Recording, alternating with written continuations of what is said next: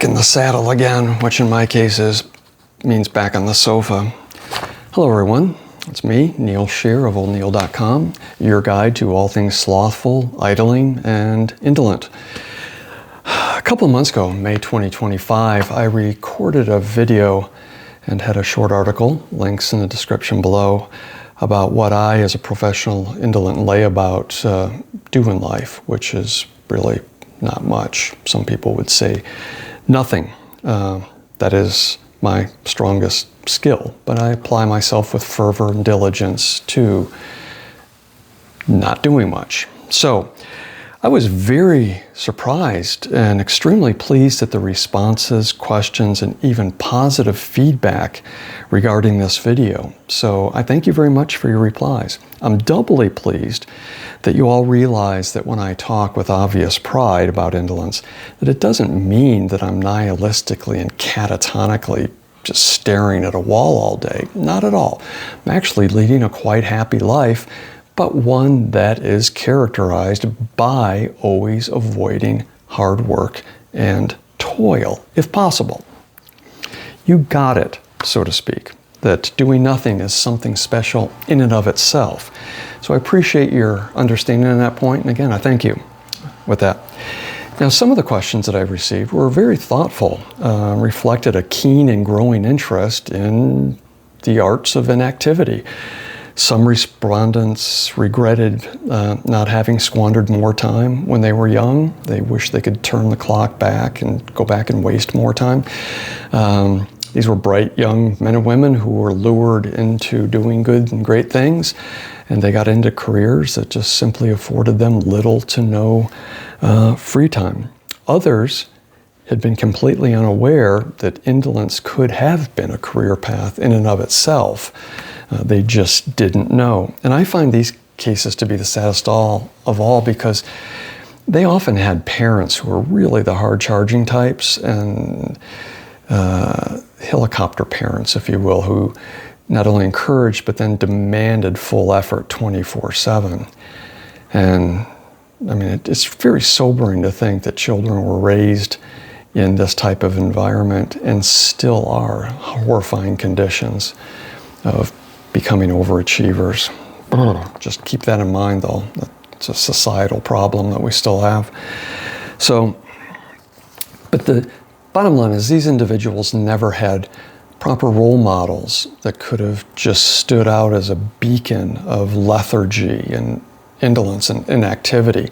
Here I'm thinking of an athletic coach that could have pulled a promising young loafer layabout to the side and encouraged them to make a strong and early commitment to an inactive lifestyle. It just didn't happen in these viewers' lives. So, but there's no reason to be wistful about the past and to hedge a forlorn hope that we could turn those clocks back. It's never too late. You can still make a commitment to being here on a sofa, exploring the finer points of doing, well, not doing much at all. So just keep that in mind. You can always carve out a little bit of time for that.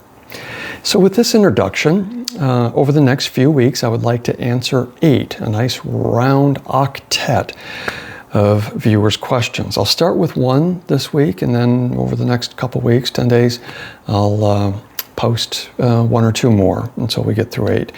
Should you wish to really speed ahead and know what all 8 are, then there's a link in the description below of the accompanying article on oldneal.com that I wrote to go with this. So sit back, join me, and learn a few tricks of the trade in the field of lethargy. Question 1, Morally Superior asks, do you think it's somehow cute or funny to be such an ardent advocate for laziness? You waste your time lying about, but why do you encourage others to emulate you? And why do you hide behind the dolled up term indolence when what you do is just really an abject, despicable, and foul laziness? Wow. Good heavens. That's just downright venomous. I mean, seriously. I can only hope that Morally Superior doesn't use that kind of language in public or around children. Wow.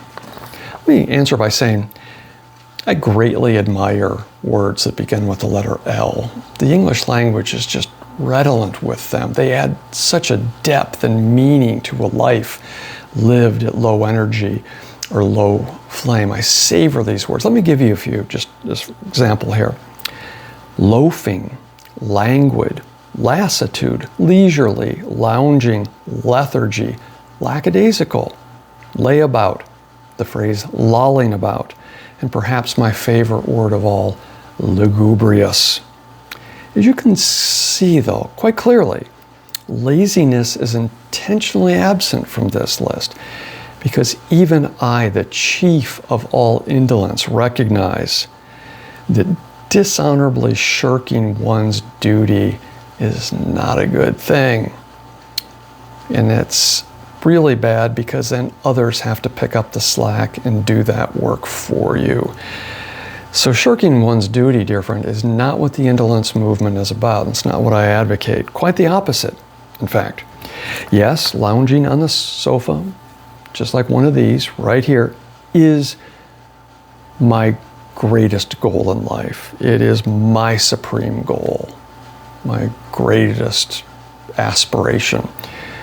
But when duty calls and work is necessary, and even more important, and I stress this, unavoidable, then one should, to borrow the phrase from Nike advertising, just do it.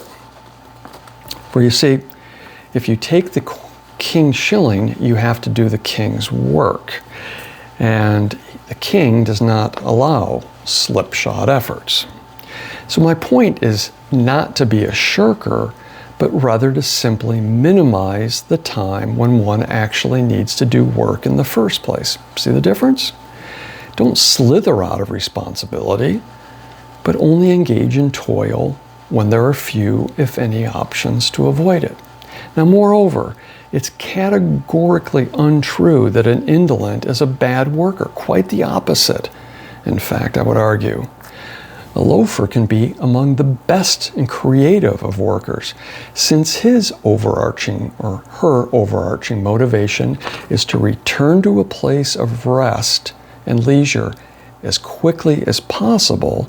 He or she will roll up the sleeves, tuck in, work efficiently, effectively, and creatively, and often finish early. Why? Because he or she doesn't want to be in the office all day. They want to get the job done and they don't want to have to do it again. So morally superior, calling an indolent lazy is presumptively judgmental and is frankly uncalled for. And I would ask that you restrict the use of that word in your vocabulary, if you would, please.